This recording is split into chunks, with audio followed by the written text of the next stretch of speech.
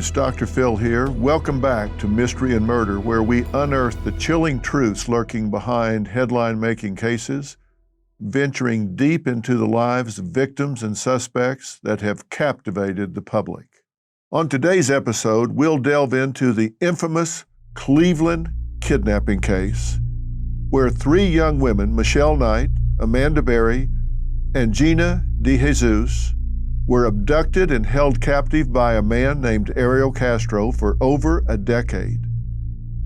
Their ordeal, marked by their unimaginable abuse and resilience, lasted from 2002 until their courageous escape in 2013.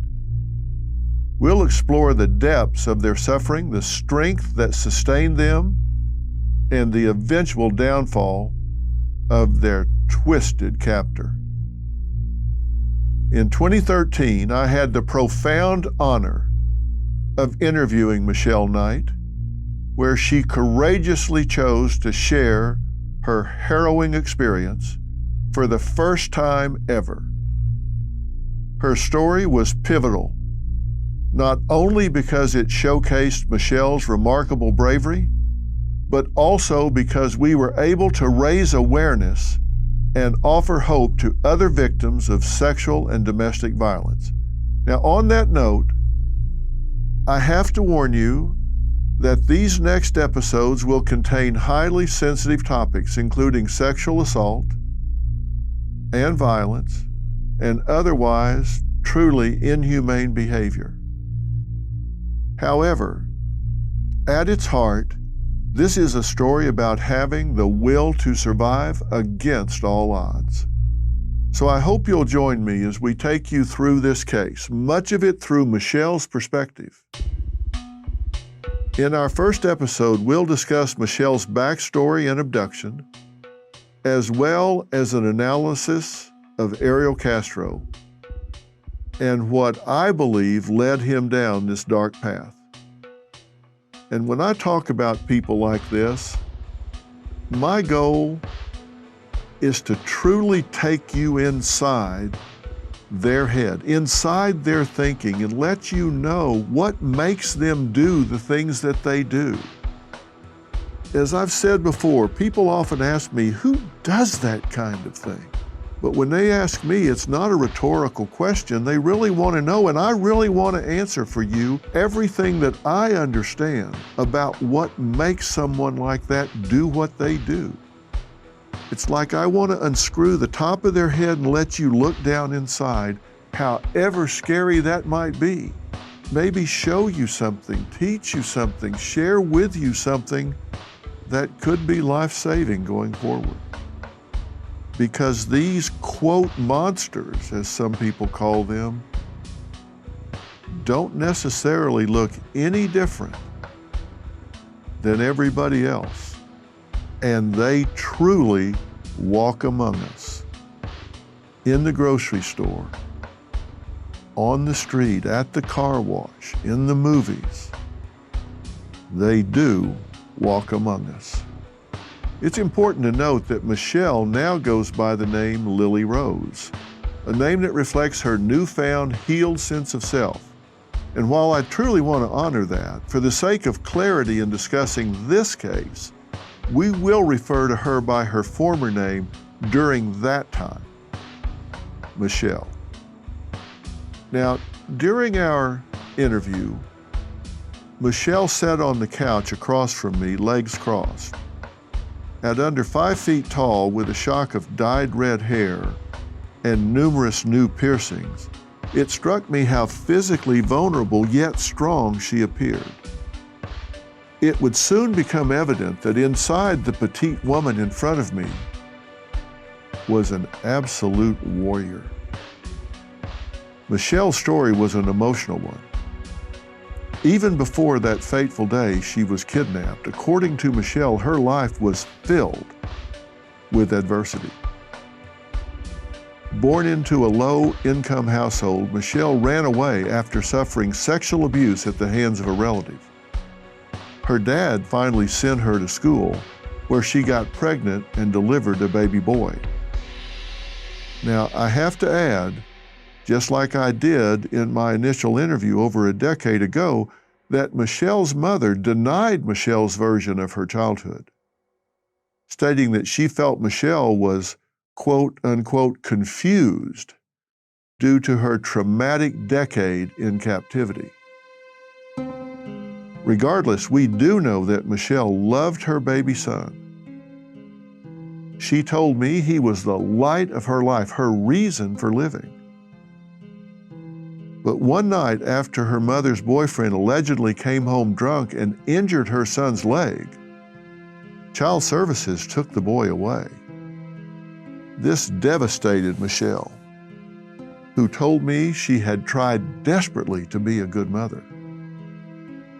In fact, coincidentally and tragically, on the very day Michelle was kidnapped, she was walking to an appointment with Social Services to discuss what she would have to do to gain back custody of her son.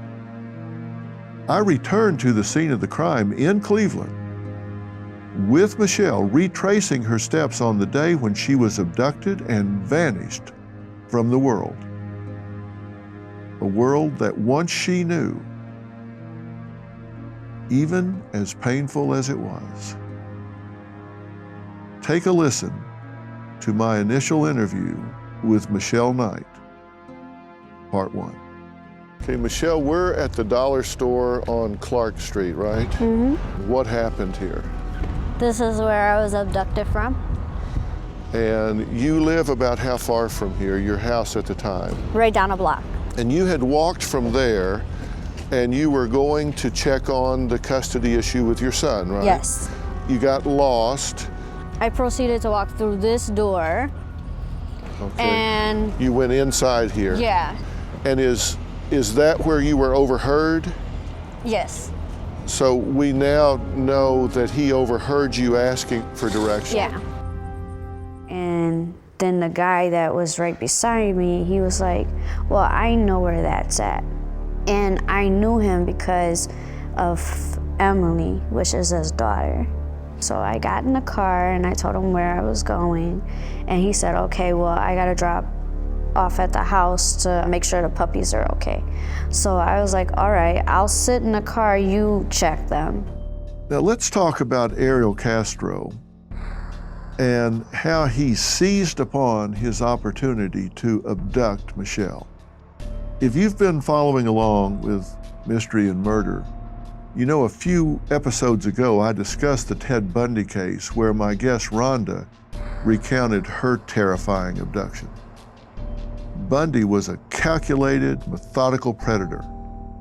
He was like a chess player, and he was usually a few moves ahead. By contrast, Ariel Castro was very different. Though he seemed to have a deep hatred of women and a hatred that was escalating, this particular abduction appeared to be truly, and sadly for Michelle, a crime of opportunity, a completely impulsive act by a depraved man who saw the perfect moment to satisfy his twisted need for dominance. And when he saw that opportunity, he took it. When you hear police and profilers talk about a crime of opportunity, this is what they mean. He didn't necessarily enter that situation with the plan to abduct Michelle, but when the opportunity presented itself, his lack of impulse control and his lack of empathy, his inability to stand in the shoes of his victim and feel what that person might feel, the pain, the fear, the terror, in that doesn't register with him. He just moves on his own impulse without regard for the impact. Later, Michelle would realize that his house had been carefully arranged to imprison someone as if he had been lying in wait, ready to strike the moment the opportunity presented itself. And to that extent, there was premeditation. To that extent, he did have pre-planning. To that extent, he was someone lying in wait, but that doesn't mean he planned for this victim at this place at this time. It was still a crime of opportunity, even though his lair was prepared for a victim. That day, he just spotted Michelle, petite, vulnerable, and in need of help. She was lost, looking for directions, and he took advantage of her at that moment. Coming up, Michelle finds herself hanging in a dark room, unsure if she'll live to see another day. What did Ariel Castro say and do in those first horrifying hours of captivity?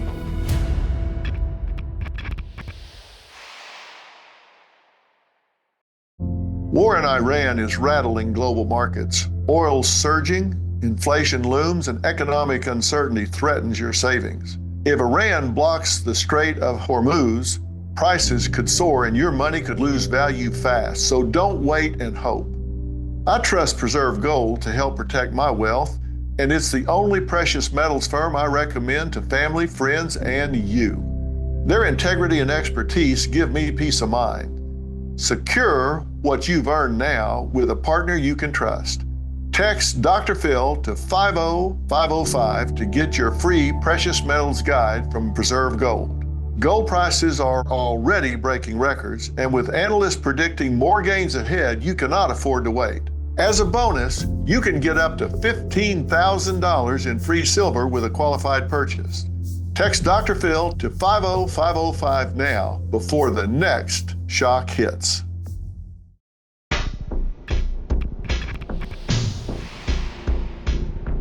Now, one of the many unsettling aspects of this case is that Michelle knew Ariel Castro's oldest daughter, Emily. So she was familiar with the Castro name, and that gave her a sense of comfort. Imagine that, someone that you have at least a loose connection to, the father of an acquaintance offering you a ride when you need one. It wouldn't immediately cause alarm bells to go off. It wasn't like, here's some stranger saying, hey, little girl, would you like a ride? That wasn't what happened here. This was someone that was in her orbit. She knew of him and knew his daughter. Then to further gain his trust, Castro claimed he just needed to stop by the house to check on some puppies. I mean, come on, in 2020 hindsight, this seems maybe as stereotypical as some guy at the playground in a trench coat saying, hey, little girl, would you like some candy? My puppy's lost, can you help me look? I mean, we all know that, it's stereotypical, but at the time, when you're distraught and you're going to see your social worker to see if you can figure out how to get your son back, and you don't know where to go, and you're desperate and you're upset, and here's the father of a friend. He's giving you a ride. Once you're in the car, he says, it's kind of on the way, I just need to stop and check on the puppies. It was a seemingly harmless excuse. After all, who wouldn't want to see a few adorable puppies? It made him appear non-threatening, reinforcing this illusion that everything was okay, it's safe. And then, the moment of no return, Michelle got into his car. And that's when the real danger began. With Castro behind the wheel, he was in complete control of little Michelle, who, as I said, is under 5 feet tall. And she unknowingly embarked on a nightmare that would last almost 11 years. Now, think about that for a second. She gets in a car thinking it will be maybe a 2 or 3 minute ride. And the next free breath she would take, the next breath of fresh air she would breathe, would be almost 11 years later. When they pulled up to the house, Michelle thought, you'd be fine. She had made it clear that she would stay in the car while Castro went inside. She had to get to social services, and she didn't want to be delayed any further. Her sole focus was going to her appointment to go fight to get her son back. Of course, Castro had other, more sinister plans in mind. When they pulled up to his rundown house on Seymour Avenue, Castro coaxed Michelle inside, tempting her with the promise of a puppy she could bring home for her young son. So I said, okay. How did you go in? Into the back door. So no one ever could see you going in the front door? No. But I did poke my head out and I saw a bunch of people that lived in the previous house next to him. Okay. And I waved hi to them. Did they wave back? Mm-hmm. Wow. I looked around in the house and I didn't hear any whining, so I started to get a little nervous. Then he was like, well, the puppies are upstairs. And I was like, I'm not going upstairs with you. He was like, well, if you want the puppy, you will come up. I finally gave in. I was like, oh, okay, I'll go upstairs with you. And then I seen Emily's picture. I was like, ah, that's Emily. And I was like, is she here? And he was like, yeah, she's here. She's just right downstairs. So I was like, okay. So we go in there, we look for the puppies. The puppies are not there. So he trapped me in a room. And how did he trap you at that moment? He already had it set up to where he could tie me to the, I think it's like a clothesline type of thing. And did he tie you to this? Yes. Did you have any idea when you walked through that door that it would be 11 years before you would walk back out it? No. Could you have ever dreamed or imagined as you stepped through that door that you would not breathe that air again for 11 years? No. This is only the beginning of Michelle's story, and it's already a complete nightmare. From the very first moments of their encounter, Castro was manipulating Michelle into doing what he wanted until she was completely incapacitated. Now, let's talk about how she was manipulated step by step. First, she voices she wants to stay in the car. Now, she was very one-dimensional at this point. She has one thing on her mind, and that is get to the people she needs to talk about to get her son back. His response is just to cajole her, no, come inside, the puppies are in there. And she gets inside, she does not want to go upstairs with him.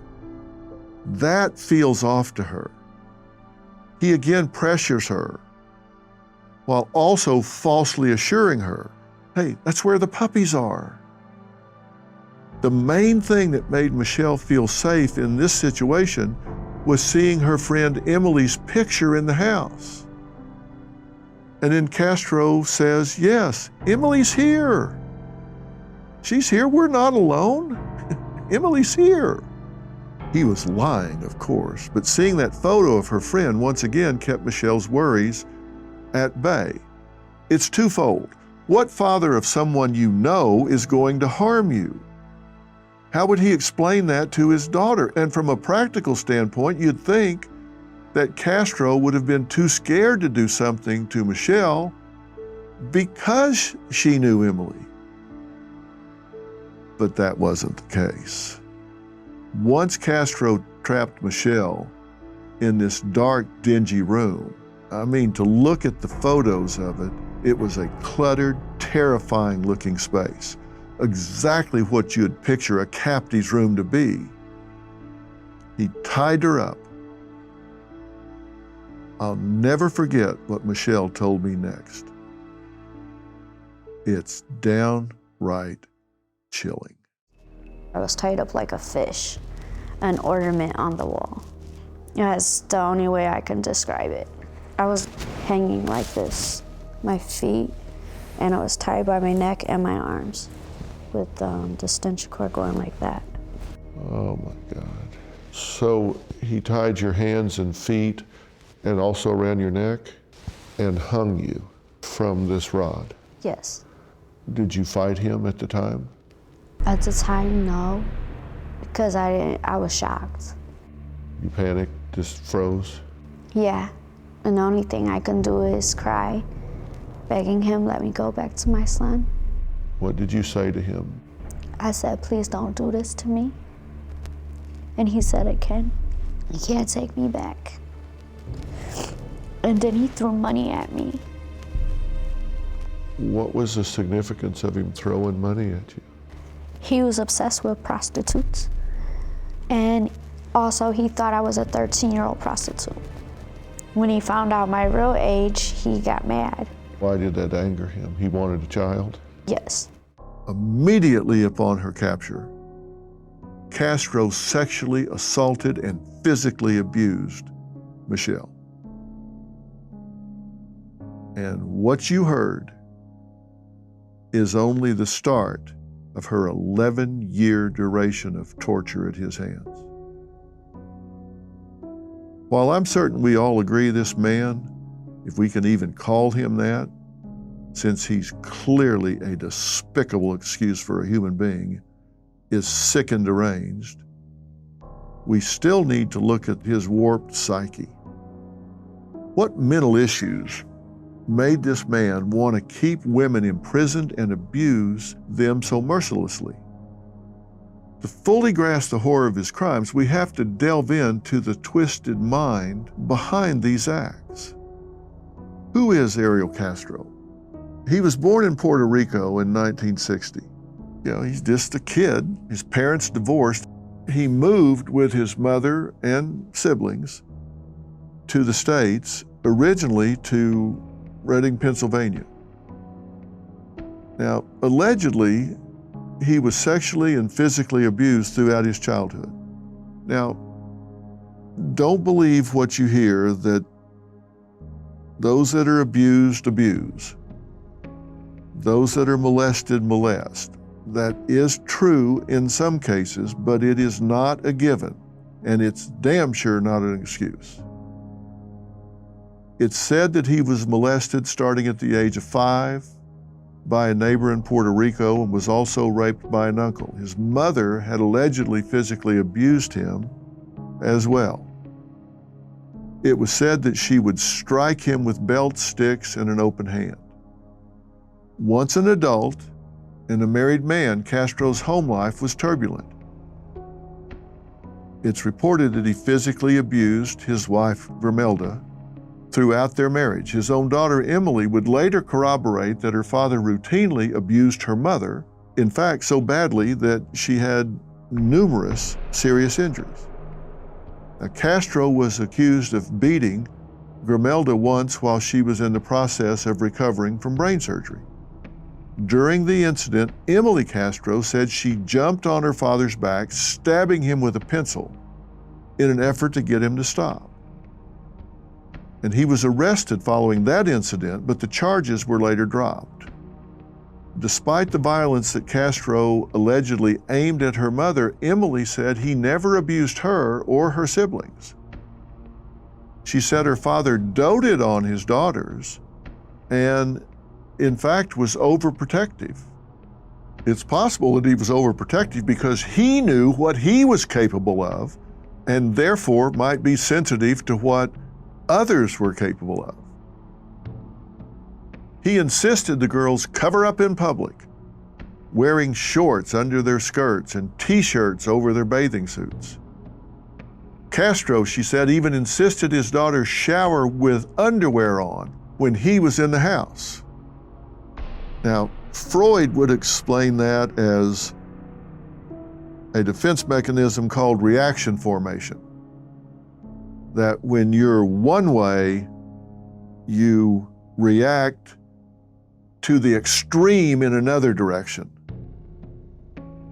to react against your tendencies, to protect against those tendencies.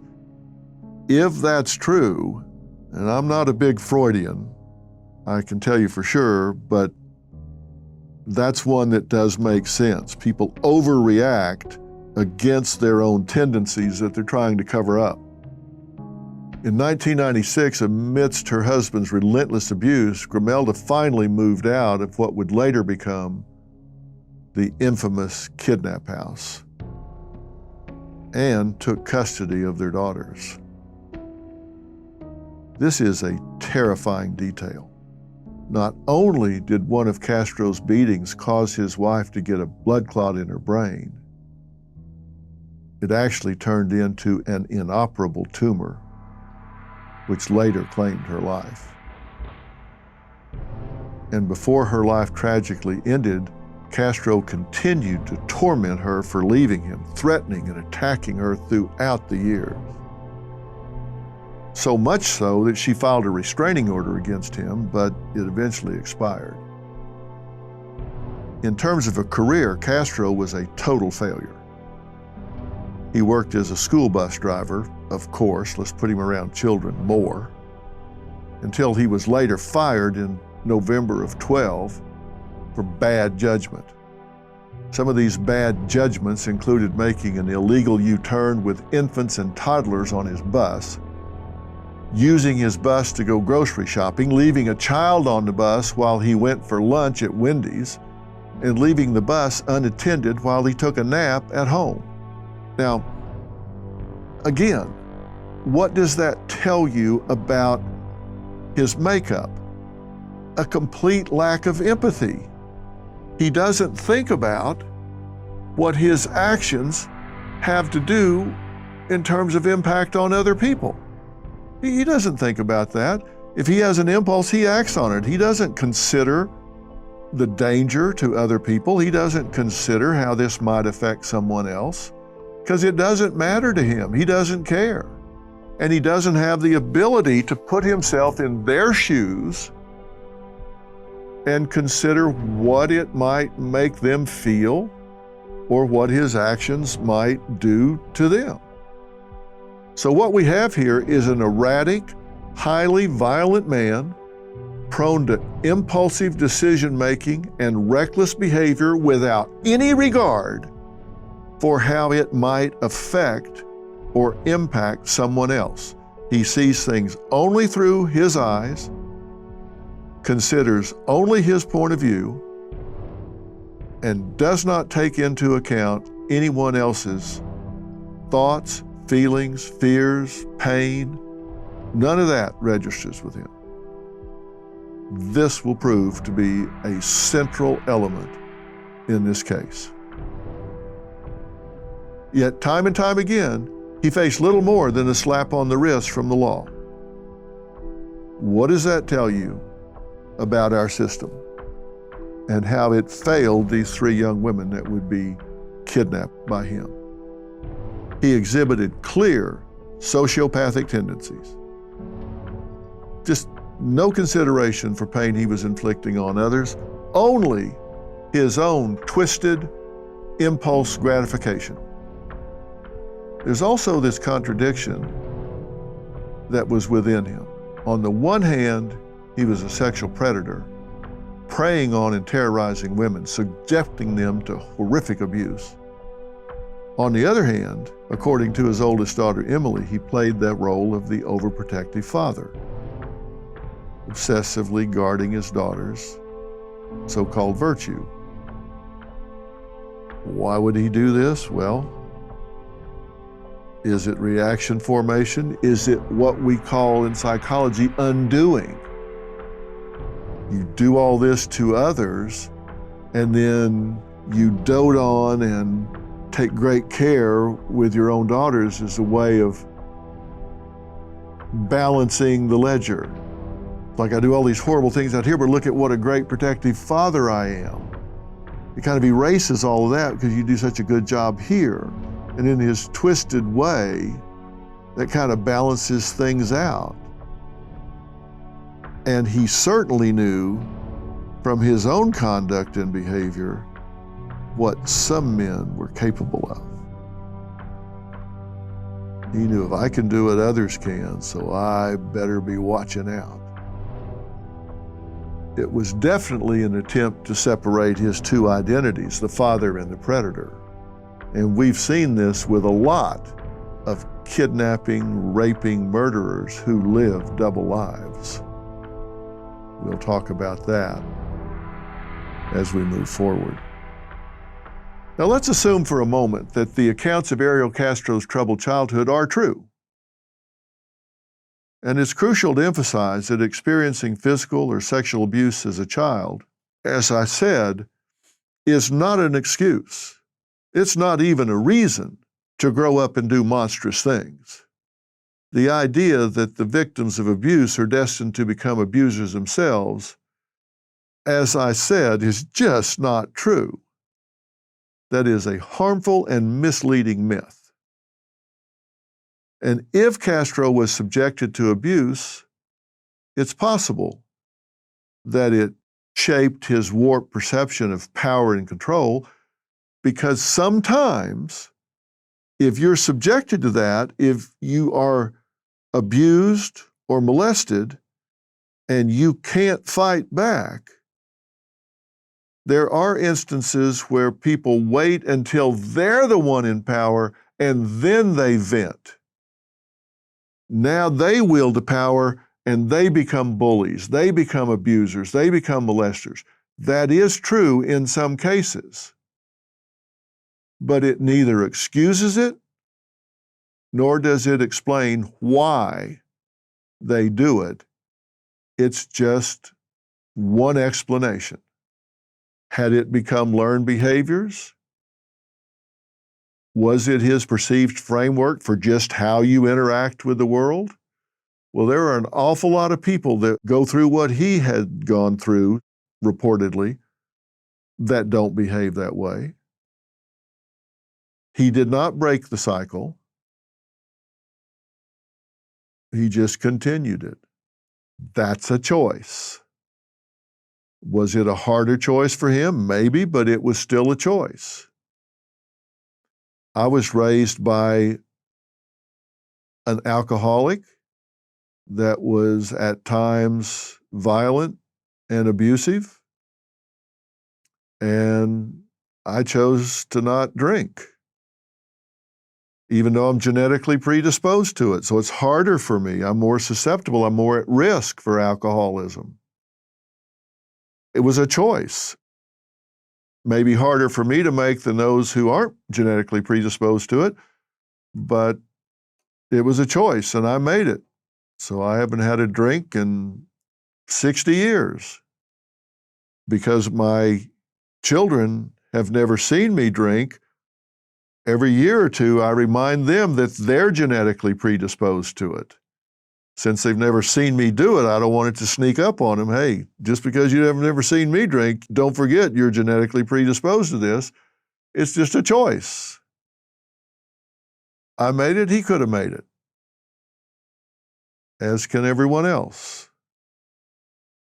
He definitely had a contempt for women, an arrogant, belligerent contempt for women. He also displayed narcissism. As I said, the lack of empathy, seeing things only from his point of view. And you mix what I believe was toxic narcissistic behavior with sociopathic tendencies. And we'll define all this as we go along. But narcissism, you see things only from your point of view. You think you're special. You think rules don't apply to you. And sociopathic, lack of empathy, no feelings of remorse, entitlement. You mix those two together, this was someone I believe we can also deem as a sexual sadist. And sexual sadism, these people repeatedly and intentionally inflict suffering on a non-consenting individual, fantasizing about or having intense urges to cause suffering to others. And they act on those urges when their partner doesn't consent, and they have significant distress or impairment in social, occupational, or other areas of their lives because these impulses are so powerful. They view others as objects without feelings or emotions. They're just there to be used. They sometimes use charm to manipulate or deceive others, but they don't have any remorse for hurting anybody. That's just a means to an end for them. They could care less about the impact. And let me tell you, that is a terribly dangerous combination of characteristics: narcissism, sociopathy, and sexual sadism. That is not somebody you want to spend the evening with. There's still so much more to uncover about the horrors Castro inflicted on Michelle and his other victims in the years that follow. But before we go any further, it's important to understand exactly who we're dealing with. We're talking about a man capable of committing some of the most unspeakable crimes against women. Because you understand, this is a man that is totally focused on self-gratification. He thinks he is entitled to it. You know, I said I want to unscrew the top of his head and look down in there, and when you look down in there, you see somebody that is arrogant. He is belligerent. He hates women, and he thinks they are there for his entertainment. The thought that he could be hurting them or hurting their feelings or scaring them, terrorizing them, those are concepts that you and I are talking about. This is not a conversation he's ever had with himself. Now, he may have it in protecting his daughters, but so far as he is concerned, it never even occurs to him. When he takes Michelle out of that dollar store and gets her in his car and then in his house and up those stairs, his daughters don't even exist in his consciousness. He doesn't think this is like somebody's daughter. This could be happening to Emily. He doesn't say, I can't do this. This is somebody's daughter. No. She's there for his gratification. She is a thing. And that's all he thinks about. Which means you could stay there for a day, a week, a month, a year, or 11 years, and at no time will he ever have a fit of consciousness. At no time will he ever say, you know what, this is terrible that I'm doing this. I feel sorry for her. Now, it's hard to imagine that a human being is capable of such indifference. But as this story unfolds, you're going to see someone that not only is capable of such indifference, but he will actually toy with Michelle and these other two and tease and hurt them further. Why? One explanation is sex. But the truth is, it's about power. And you would think, how could someone in a broken down, dilapidated house with not enough money to even more than barely get by, be on a power trip? Well, when you're arrogant, belligerent, and narcissistic, you live in a world of your own. And we're going to explore that world some more in our next episode, because Michelle discovers Castro's sinister plan to abduct more victims, and soon she is joined in captivity by Amanda Berry and Gina De Jesus. How did these young women endure years of unimaginable torment? And what plans did Castro have in store for these women? How did Castro manage to keep them imprisoned in plain sight for how long?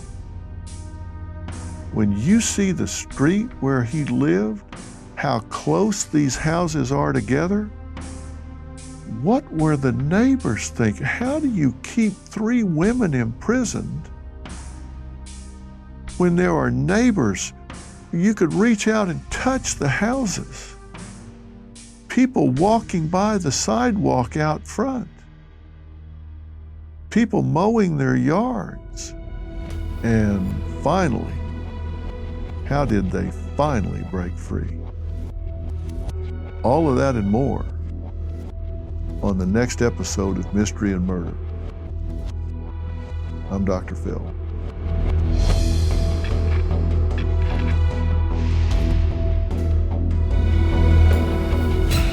If you or someone you know has been sexually assaulted, know that you can reach out to the National Sexual Assault Hotline at 1-800-656-HOPE.